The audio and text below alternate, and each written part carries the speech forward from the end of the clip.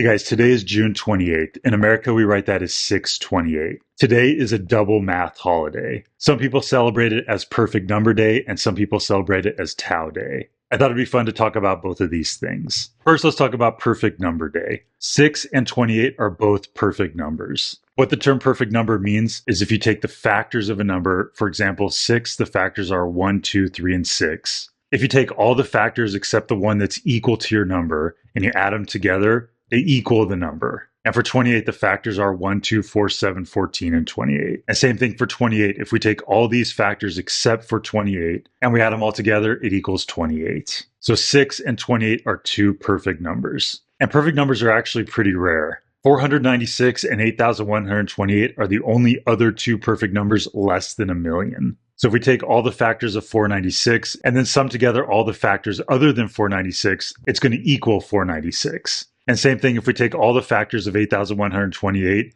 and sum all of those except for the 8,128, it's equal to 8,128. These are the only four numbers less than a million that happens. You want to know what the next number is? It's 33,550,336. And here are all the factors for that, and here they are added up to give us that.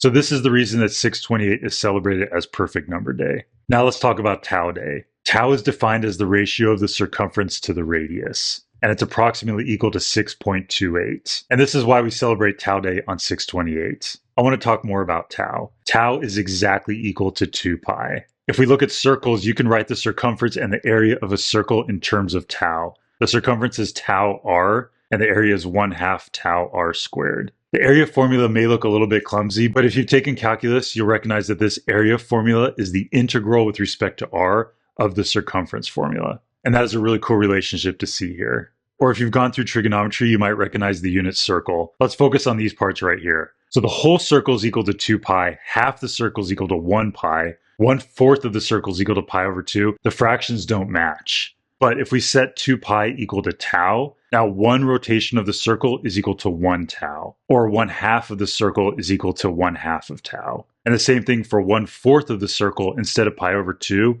it'd be tau over 4. Or 3/4 of the circle would become 3 tau over 4. So if you use tau when you're doing the unit circle, the number of tau tells you how much around the circle you are. And that's pretty convenient. There's also Euler's identity. You may recognize that e to the I pi is equal to -1. A lot of people consider this to be one of the most beautiful equations in math. But what happens if we use tau instead of pi? It ends up being equal to +1. That's pretty elegant. Some people think this is the more beautiful identity. E to the I tau is equal to 1. So regardless of which one of these you celebrate today, may you have a wonderful holiday. How exciting.